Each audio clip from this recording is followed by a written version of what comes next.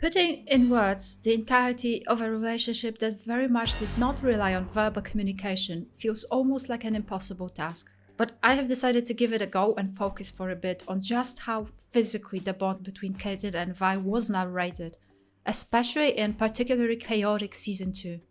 But I do feel like it's necessary to start with Season 1 and briefly describe how this connection grew and did not require too many conversations regarding what they meant to one another, yet still knowing it's obvious. Their expressions, their eyes, their gestures, and finally their action in particular in Season 2 spoke more than 1,000 words could have said. But still, let's try phrasing it. Let's talk about Cait and Vi's non-verbal language on love in both seasons of Arcane. Seasons that actually differed narrative-wise, because while the first one provided a more linear, characters depth-focused story, Season 2 focused on the events themselves, which made it all the more difficult to truly show where characters are at emotionally, especially if characters were romantically involved. Now, a bit of a disclaimer to start with, a lot of these scenes I have actually discussed more in depth in separate videos. However, I will try to focus as much on the details as I can. But make sure to check out my Arcane Essays playlist too if you want to know more about particular moments. It all really started when Cait arrived in Stillwater prison to question who she assumed to be a dangerous criminal, but turned out to be a girl, which, we can assume for certain, did make Cait just a bit curious to begin with. Both prison bars and line between them underline just how different they are, just how different their upbringings were, but regardless of that, in the very same scene, having talked to Vi, as well as finding out that she had had talks with the guards, which essentially means that she has been abused, Cait decided to, against her own word, but in harmony with her ideals, release her, and by default trust her. She did it quietly, simply opened the doors, turned around and walked away. Vi felt seen in that very moment, and her expression spoke volumes of just how sensitive she actually is, despite her dangerous and violent facade she has been trying to portray. We'll see that very same expression again in Season 2. She followed Cait, no questions asked, no words needed, and thus their connection began. Going back to Season 1, it actually feels like there are only 2 examples when Cait and Vi actually had a very direct conversations with one another. First example would be one that possibly planted a seed for these feelings as early as episode 5, when Vi told Cait she's hot. Naturally, Vi was still a stranger to Cait at this point, did not reveal just how vulnerable she is, nor her true face, which is much less tougher than she paints it to be. In fact, it feels like Vi wanted to send a message, but was too afraid to be direct. She called Cait Cupcake, hewing the ground. In more serious situations, she does call her by her full name. During the same course of conversation, she asked if it's gonna be men or women, which felt like a joke, but also an actual question, which was answered in the very same episode without Cait actually having to reply. More than that, in that brief moment when Vi passed Cait sitting by a random woman, it feels like visually they were trying to show us the true nature of Cait, which only Vi can properly see. Her sitting surrounded by nature, hunting attributes by her side. Not a single conversation was ever required for Vi to receive her reply and smile, because for her, the seed was already also there. Later on in the same episode, defeated by Sevika, Cait, for the first time, did what she was going to do until the very end of Arcane, meaning protecting Violet and providing a shoulder to rely on. Relying on one another has been one of the biggest, if not the single biggest act of love they have been giving one another. Cait not only offered Vi her hand, her arm, but also told Vi her real name, opening up to her, trusting her without having to acknowledge it. From that moment on, she has been extremely determined to save Vi. She took her to a safe spot, which by the way was Vi's first home, a private place. She took care of her and offered a sacrifice in order to get a medicine to heal her. Her gun. Her gun was by far very important to her. Probably a Kiraman heirloom.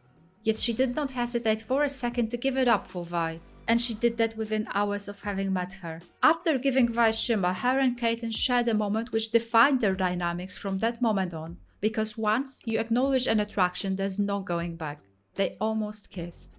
It was an action mainly initiated by Cait, who, while trying to support Vi, stopped her gaze on her for a second while touching her face. An unspoken and unplanned confession between them, which did feel commenced by Caitlin, but was for sure reciprocated by Vi as well. Again, they did not discuss that at all. However, it didn't go unnoticed, especially when their non-verbal communication peaked in episode 7 during the bridge scene, but we'll get to that in a second. While visiting Echo's hideout to start with, Caitlin found out Vi trusts her, which did come as a bit of a surprise to her. Surprise that clearly painted on her face, but funnily enough receiving that trust was not at all part of their own conversation. They didn't discuss that. Caitlin found out because Echo told her. While listening to Caitlin, Vi seemed to stare in awe. She sees someone that she is not only attracted to, but also someone who shares her ideals. Someone who wants to help out the cause she so deeply cares about herself. It was also the very first time when Vi showed she's a bit protective of Caitlin, supporting her during a conversation with Echo, despite knowing Echo much longer, and despite coming from Zon. Come to think of it, it does feel like their entire relationship's progress was usually initiated by Caitlin, not counting the situations when Vi told Caitlin she's hot, as it felt more like a facade. Vi took real initiative only when they were both ready to actually dedicate themselves to one another. But before that, Caitlin was the one to first offer a shoulder to rely on, to first perform an action that almost ended up being a kiss, first sacrificed something within that relation, first saved her. And it really does make so much sense given her origins. Caitlin grew up within a family that was free of tragic events. She had an example of loving parents to follow inside her own house, so she was, despite her appearances, emotionally ready to grow a healthy bond as well as to provide protection and be more aware of social differences along with their reasons. Vi, on the other hand, grew up under difficult circumstances. Her parents died. Wanda died, Powder was taken away from her. She was left alone and abused for years.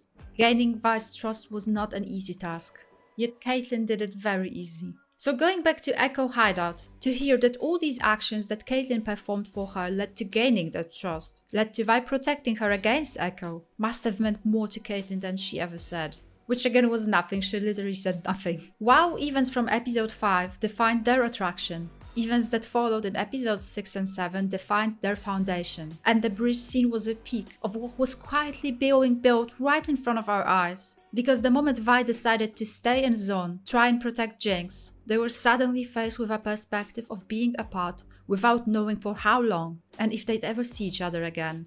This was a goodbye. Knowing it's a goodbye, Vi looked at Caitlin, and the look they shared said more than 1,000 words could have. They know this is the moment they have to somehow put a label, or else they might not get a chance to anytime soon. Caitlin, again initiating it, hugged Vi. Notice how she does it in a way that almost seems desperate for her embrace, like a relief of tension. And it's not the last time either she hugged Vi in the exact same way. We will see that once again in season 2. Recognizing that act as acknowledgement, Vi tells Caitlin it's been real, while brushing her neck, which leads to Caitlin embracing her even more. She doesn't want to let go. On top of these words that might not be as clear to someone who hasn't been paying attention, they're having another conversation within that hug. And calling Caitlin a cupcake was Vi's way to add just a bit of self-protection to otherwise quite a direct, hidden message. They did not have a single conversation about their feelings prior this moment, where they're at, but it was fairly obvious. Because like I said, I can imagine that there were viewers watching this and relying on telling and not showing. These very same viewers could have assumed that they were, good friends. However, their bond was real and acknowledged, but in a very much show not tell type of a narrative, which did become a bit more problematic to follow in season 2. Vi briefly touched Caitlin's cheek while leaving, for the first time, but not the last time. A sign of goodbye as well as a sign of sending back a message that what Caitlin felt while supporting Vi's head in episode 6 does very much exist for Vi as well. Their separation was not really long though, as just moments later a blast occurred, which led to Caitlin getting wounded. Vi rushed towards her, screaming her name, despite the fact Echo was also on the bridge, a person she knew much longer. In so many ways, Caitlin's always been a priority to her. When reaching Caitlin, she lifted up her head, touched her cheek again, communicating that she's relieved Caitlin is alive. This time it was Vi's turn to protect her, take her to safety, offer a shoulder to rely on, which she very much did, even when it meant going directly against Jinx, turning around and leaving the Undercity behind. It does feel like each time Jinx causes an explosion, Vi is distancing herself from her, walking away.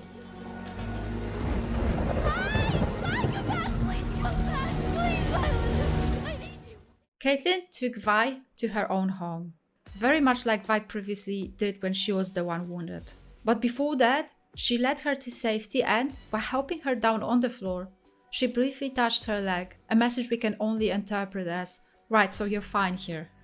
It really is insane how much they're saying without saying anything at all. Soon after that, having a quiet moment to themselves, without any outside interference, in a house where, neither of them knowing it yet, they will soon be living together in. They shared probably their most intimate season 1 scene, laying down on bed together in a way that very much resembles yin and yang, two opposite sides of the same, that complement each other. Vi, for the very first time, opened up to Caitlin about her sister, her past, and indirectly just how difficult it was growing up. Caitlin reached out to touch her cheek, one of their quintessential signs of showing both support and love. And in return, Vi held her hand, an enormous next step. Given their eye contact, the circumstances and what was speculated, they probably could have kissed here. But the transition to Jinx was just too good to let go of, and events probably not advanced enough to make it happen as early on. So we did have to wait until season 2, but it was well worth the wait. Plus, at the time they had more important matters at hand. Stopping Silco, gaining Council's attention, recapturing the Hextech Crystal and helping Zorn out, all of which they discussed while meeting Council, an opportunity Caitlin arranged for them. During that meeting, a matter of Jinx was brought up, and Caitlin, now being much closer to Vi than she was when she first started her Jinx hunt, was fully ready to protect her, even if it came at the cost of covering the truth towards her close friend Jace and her mother. Notice how Caitlin only ever broke rules for Vi, letting her go of prison, willing to lie, allowing her to break out Jinx in season 2. Vi, briefly touching her hand, sent back a message, a reassurance. It's okay, thank you, I can and I should face it. I have to point out that this scene is also one of the last scenes we see Cassandra alive. She was about to die, probably that very same day, and it is also quite possible it was the last time Caitlin saw her alive. Now, the very last thing Cassandra did for Caitlin was allowing her to rush after Vi, realizing just how much she means to her daughter. It's a beautiful gesture, and at the time, we just did not know that it's one of her last ones. And it also shows just how much Cassandra grew in the meantime. Because the last time Caitlin was talking to a friend her mother did not deem worthy or lower than themselves, she told her to go back home. Scene that followed, what essentially was their poetic breakup in the rain, was narrated both verbally and non-verbally. On one hand, it's one of the very few examples when they did acknowledge the elephant in the room and named what is happening between them. Pay attention how Vi cannot even handle the sight of Caitlin, and while walking away, she does not want to look at her or else she would break. Caitlin, in return, in an act of desperation, faces her. What about us? Oil and water. Was it meant to be? You're just saying that. She doesn't want to believe Vi is willing to throw away the feelings between them because of essentially the conflict of classes between Piltover and Zon. Because of how once again Piltover refused to do what in her opinion was the right thing. At its very core, despite not getting together in a conventional way, they are actually breaking up. Not for long though, because soon Caitlin is kidnapped while taking a shower, naked, and taken to attend Jinx's dinner where the final events of the season unfold. Caitlin, wounded, despite having had a fight with Vi, yet again is offered a shoulder to rely on. Naturally, Vi was willing to do anything to save her too. Being convinced it's Caitlin's head on the table, her expression portrayed nothing but sheer terror. It feels like each time Caitlin and Vi have a fight or a fallout, they get back to their default peaceful situation without too many words needed, without having to have a big talk or to apologize, because to them, actions speak louder than words, and physical contact means more than any apology. Despite the rain confrontation, despite telling Caitlin to forget her, They instantly return to mutual support and never mention this again. It's not the last time we see them moving past obstacles either. At this point we are moving on to season 2, less linear, more chaotic, more action driven, in which their actions, even more than their gestures, have greater meaning than in season 1. Because while season 1 established their attraction, their support, their cooperation within this relation, season 2 had them face political context, the aftermath, and the challenges they couldn't possibly influence. They had to redefine themselves. I feel like season 2 opening placed both Caitlin and Vi under very difficult circumstances, and for multiple reasons.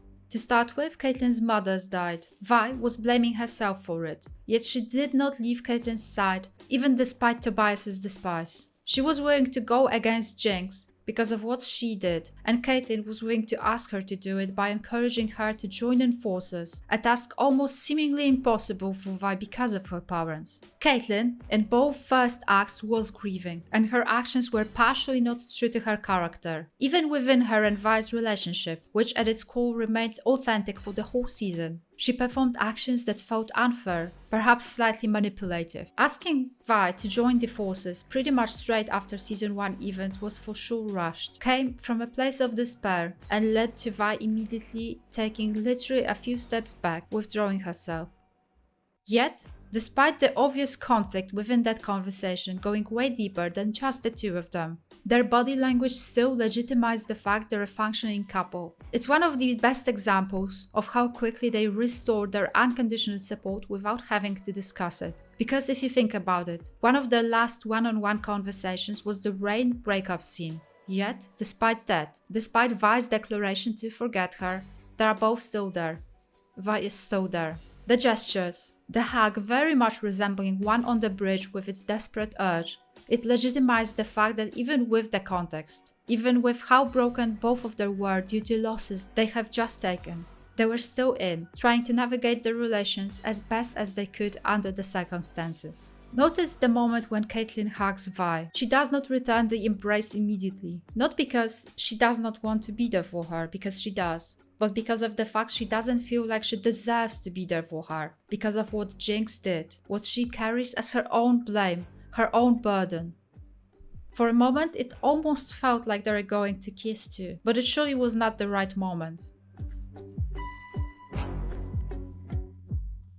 Especially not with Tobias grieving just around the corner. What I really like about this scene though, and one later on in the same episode, is the fact that Caitlin was fixing herself up, not to show Vi what she assumed to be her weak side, crying, or even the fact her eye was hurt, a bit of a foreshadow anyway. She clearly wants to give off an impression of a strong person to Vi.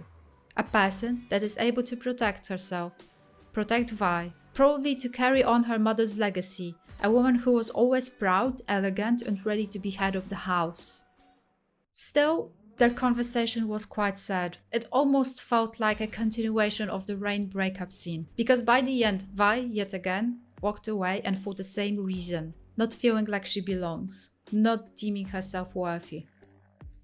However soon, yet again, she came back to support Caitlin during the Camp Baron's attack. In so many ways, it feels like they're like magnets, producing an invisible force attracting them to one another, not being able to remain away from each other for too long. What's interesting is that during that fight, for the first time, it was not one of them saving or protecting the other. It was both of them helping each other out. First, Vi saving Caitlin, then Caitlin helping out Vi and reaching a helping hand. In a very similar way as she did when she shot Sevika back in season 1. They clearly become equals.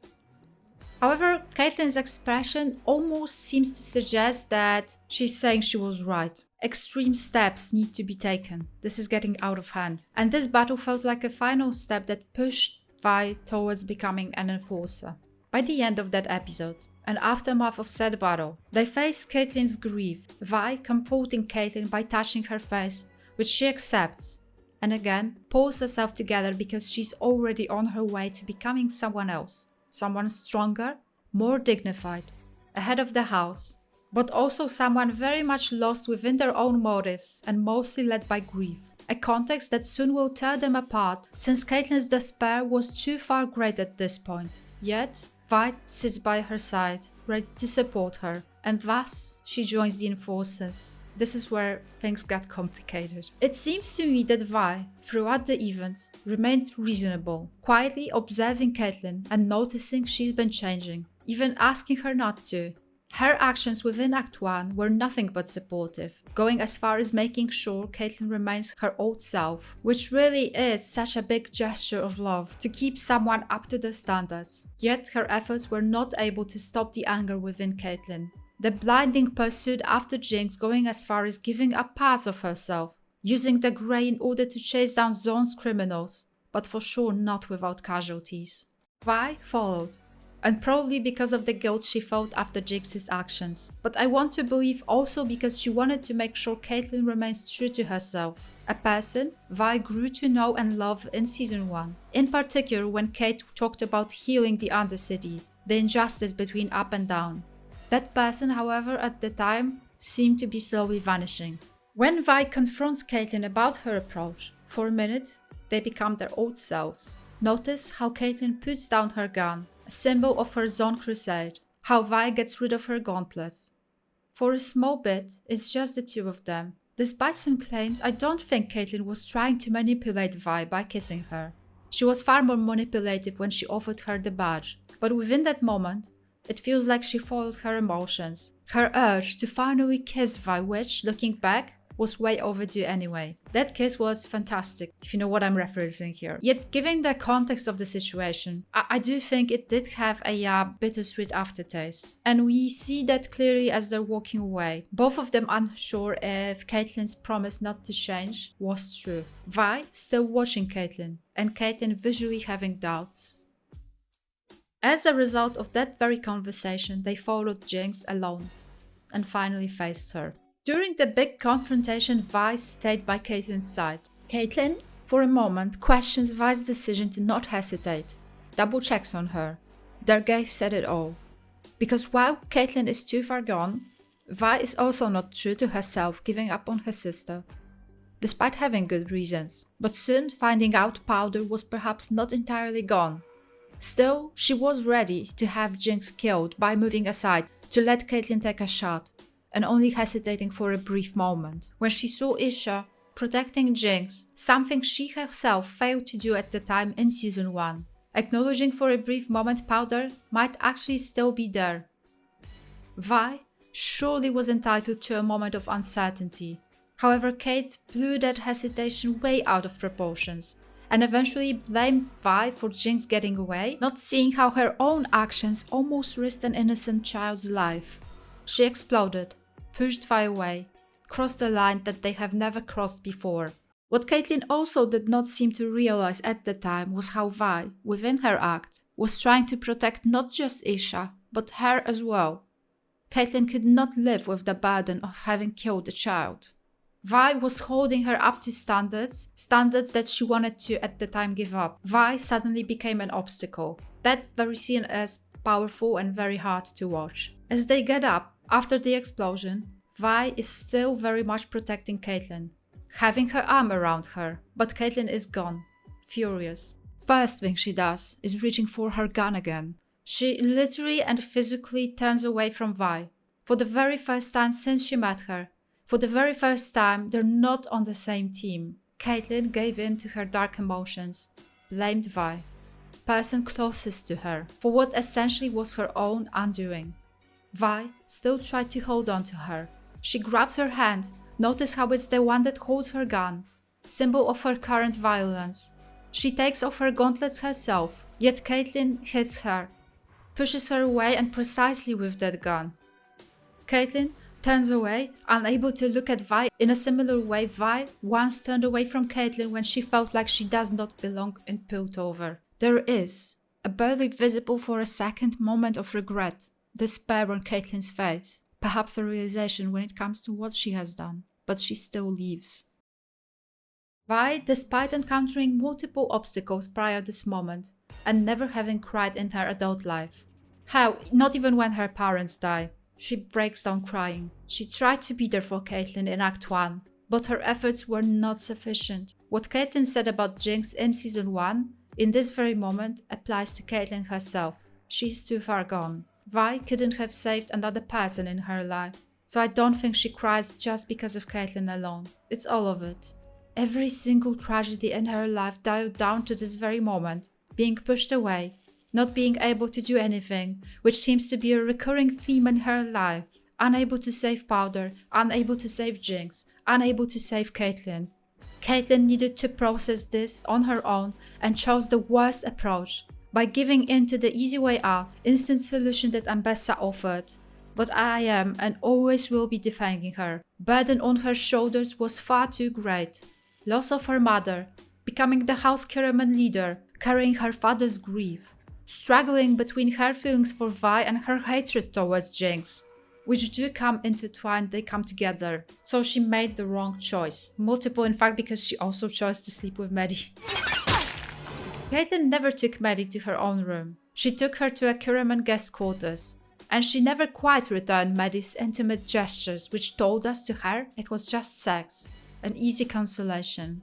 Vi, on the other hand, chose a long way down, a path of self-destruction. Being apart from Caitlin, being pushed away by Caitlin, ruined Vi more than any other tragedy in her life thus far. She was drinking, fighting, self-destructing, dancing and hallucinating Caitlin. So pretty much your everyday lesbian breakup. But notice how she sees Caitlin where the source of fire is. Fire served a great visual role in Season 2, providing shelter and safe moments for the characters in need. Most of all, we see Caitlin and Vi by the fire when they're finally happy. We see Caitlin and Vi again in episode 6. One of my favorite scenes in Season 2 by far, because again actions, shown to us, speak much louder than words in this sequence in particular. Especially despite the fact, rationally speaking, perhaps some words would have been needed. Now, ironically enough, first thing Caitlin does is hitting Vi with her gun again. Their physical struggle that follows portrays how they're now equals, if not Caitlin perhaps slightly physically fitter. She uses the very same techniques Ambessa taught her and Vi, caught by surprise, lands on the floor. Not the last time they'll be laying together on the floor either. The moment they recognize each other, their eyes say it all, especially Caitlin's. But within what they say, they do keep up the appearances, the anger, the little mean comments that are actually kind of adorable. Here like where I landed when this rich, unhinged mongoose just tackled me? Because per usual, they do not dwell on the words that's been said. Their bond is far too great to feel the need to explain, since up until now, they never really had to. They will, however, reference what's been done and what has happened. And again, without many words needed. But we'll get to that. The moment Vi says Cupcake, Caitlin breaks down. Immediately sells out Ambessa, her entire camp, and her entire plan. I mean, who wouldn't? When she hears Vi found her father, she instantly goes back to cooperative mode and helps her out. And I'm sure it was essential for Vi to spit on Caitlin, and for her to wipe it directly towards her mouth. I mean, who wouldn't? Again, Caitlin helps out Vi not only because of the love she has for her, but also because she literally just lost a parent herself. So she understands the grief, the emotions that come with it, and she understood what Vi has been through in particular in Season 1. What I love most about this moment is this tiny detail. How Caitlin stops Vi the moment she was about to expose herself to Ambessa troops, and Vi immediately stopping, knowing that despite it all, Caitlin would never put her at risk, jeopardize her safety. Still, we do know that she had a backup plan in case Caitlin failed, and included Jinx in, which is more than understandable to be honest, since she literally just refound her sister, accepted her, began trusting her and valuing her opinion. On top of that, it was their mutual father, and Jinx had every right to be aware of what was going on. When Caitlin got an unlikely opportunity to meet Vander, she sees more of Vi than she ever had a chance to. With her sister, with her father, with Isha, with her family. A shock on Caitlin's face speaks so much about how she discovers another and perhaps a final layer to Vi's story. Story that she only heard of, but she never could fully acknowledge it. The times when she was happy, when she was protected. During the Ambessa attack, the moment Vi was wounded, it wasn't Jinx though that ran towards Vi. It was Caitlin, who desperately supported her yet again, Arcane seems to be telling us that responsibility to take care of Vi has been passed on from Jinx to Cait. Caitlin pulled her out of the field and possibly with Jessie's help took her to her own house and to her own bed that Maddie was never in. In Vi's flashbacks, we see Caitlin's terrified expression, which tells us both just how major Vi's wound was and just how much Caitlin still cared for her, horrified she's gonna lose her again. It even seems like Caitlin stayed nearby in the house despite having the war to prepare for, just to be there for her the moment she wakes up. And Caitlin was indeed the first person Vi asked for upon waking up, even before Jinx, which again shows the shift in priorities. Their confrontation that followed was one of the very few strictly verbal ones. But before that, notice how Caitlin rejected Maddie. She was no longer available for any kind of physical touch, knowing very well Vi is back, and that is where her loyalty lies. Vi accused Caitlin of selling herself out, not being as cautious with her as in Act 1 anymore, not tiptoeing around, and Caitlin, in return, admitted her wrongdoings and heard Vi out. Helping out Jinx is at this point Vi's priority, and Caitlin needed to make an ultimate decision equally important to her own arc as well as to their mutual story. Does she trust Vi? Does she allow for Vi to be in charge of Jinx's fate, regardless of the crimes that she committed? Crimes that involve killing Cassandra Kiriman, her mother. Does she let go of hatred towards Jinx? Saying yes to these questions might have been the biggest act of love Caitlin could have provided for Vi, even without saying the actual words. Actually, both for Vi and for herself, since she equally gave up on the feeling of hatred that's been weighing on her, bringing her down until that moment. Saying yes to that question meant that Caitlin finally accepted who Vi is. The fact that Jinx is and always will be her sister. The fact that Vi still loves Jinx.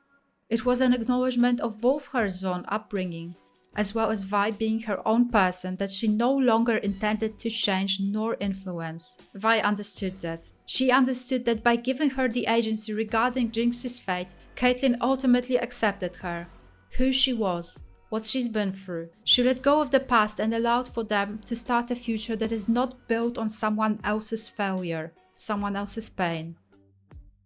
Their prison scene speaks volume of just how close they are, how much they longed for that moment to happen, how they're desperate for one another, how in love they are, and how bygones are bygones. The way Caitlin says, "You've grown a bit predictable," not gonna lie, would have me on my knees right there and there too.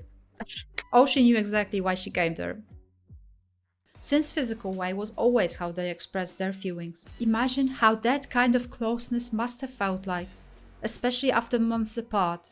In particular, I am actually obsessed with the way Caitlin pulls away, knowing they're about to take a next step further within the relationship, knowing she cannot possibly do it unless she explains her Maddie mishap. The great Caitlin Kiriman, the Kiriman house leader, sheriff of the enforcers, the commander, is absolutely terrified her girlfriend won't forgive her for sleeping with someone else in the meantime. But Vi doesn't give a shit. This entire sequence ultimately served as a letter of apology in more ways than just the one, when Caitlin reaches out to the place where not only Vi was wounded because of the Noxian attack, an act that Caitlin was indirectly responsible for, but also the very same place she herself hit while pushing Vi away by the end of Act 1, place she herself sacrificed so much to heal in Season 1. Her expression is enough to convey the emotions of remorse and shame for hurting the person she loved the most, going as far as not fully believing that she still deserves Vi. Even when kissed for a brief moment, she doesn't kiss Vi back. Shocked she can simply have her back, just like that. A fact Vi acknowledges by opening her eyes and checking up on her, clear sign of how close they are. Vi is still in love with the person that gave both her and her sister a second chance. There's no need to apologize. In fact, there's no need for any words at all. Their emotional journey is done. They belong together and they seal the deal in the very same place where they met. A prison cell which always served as a symbol of Vi's inner limitations, her struggle and pain she's been through, her not allowing herself to have just a bit more, because she placed herself in a limbo after failing Powder, after failing Jinx. Back when they first met, Caitlin led Vi out of that limbo. A sign of trust despite just having met her. Here, She entered the cell to be inside with her. A wonderful metaphor for how, no matter what the burden is, they will carry it together from now on. In their ultimate act of love, they both expose each other, for the good and the bad, uncovering what was left, what was not yet shown. They become Piltover's finest. Now, I have seen some concerns about placement of this moment, and it would call for a separate discussion. However, I do think Vi was not fully aware what Jinx was to do. She questions Jinx's motives in front of Caitlyn by stating that she thought she would help, that she was an idiot to trust her. So that alone is a sign Vi thought Jinx had another plan going on, other than helping out Piltover. In her eyes, Jinx refused to be Piltover's hero once she became Fozon. She was also not in her shoes, and she did not know what we knew. Other than that, I do believe that scene was all about Caitlyn and Vi, getting lost in the moment prior to the big battle, apologizing, even a confession of love, also knowing that both their lives are at risk. The next time we see them, they are preparing for war. Vi, upon hearing Jace's words they're supposed to lose, is terrified. A vision of losing everything and everyone right in front of her eyes despite their grand efforts. Caitlyn instantly acknowledges that, being equally aware now they have more to lose, and she's there for her, providing her hand, a sign of support, a pillar for Vi to lean on, most solid foundation she has ever had, one that was only ever been provided for her when Vander was still alive. And let's not forget, Caitlyn has always been indirectly shown to us as an emotional successor to Vander's protection over Vi. You have a good heart. You've got a good heart. A role that right now has been passed on to Caitlyn. Much has been lost in that final battle. Caitlyn's eye, in its essence probably a karma after her dark phase when she gave up parts of herself for easy revenge, and in return, literally lost part of her essential to who she was. A sniper, an excellent shot. Jinx, whether she survived or not, is gone. Jace, Victor, most of all Vander. But Caitlyn and Vi, they endured. We were giving a happy ending. Maybe not even an ending after all. Perhaps an entrance to their next adventure, because it's been suggested we might see them again. Their final moments ground them in a default position of cooperating together, being enforcers or wardens if you will, going as far as living together as Vi seems pretty domesticated within the Kiriman mansion. It's clear they lost so much, but not each other. The moment Caitlyn hears Vi humming, she smiles. A person that she loves is safe, in the room next to her, naturally sad but comfortable. Finally allowed a space to properly grieve her losses, something she has never had in her life. Jinx let her go. The burden of being responsible for her sister is now not hers to carry. More than that, Jinx accepted her sister loves someone, and she took herself out of the equation. Whether she lives or not is another matter, for another video. But Caitlyn, despite her strong suspicions, clearly does not want to provide false hope if she isn't sure herself. She just seeks reassurance that Vi is still there, that Vi is no longer fighting the fight. For now it's them, in the mansion, by the fire. They did what they have been doing all along. First, Caitlyn leans and rests her head on Vi's shoulder.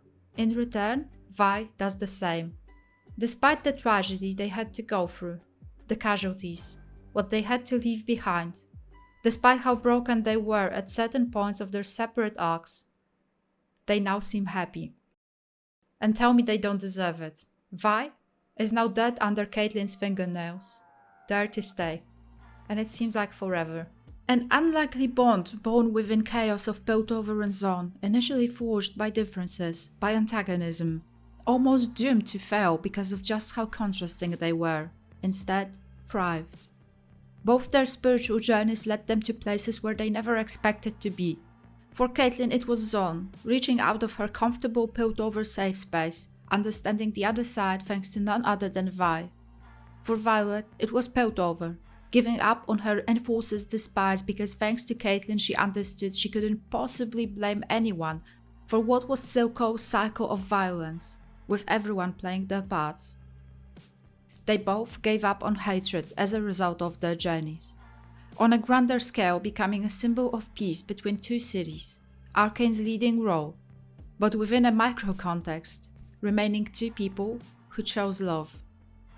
They're not only an example of exquisite writing, a masterful narration with all the pieces fitting, but also probably the best representation of a queer romance that's ever been written in a show.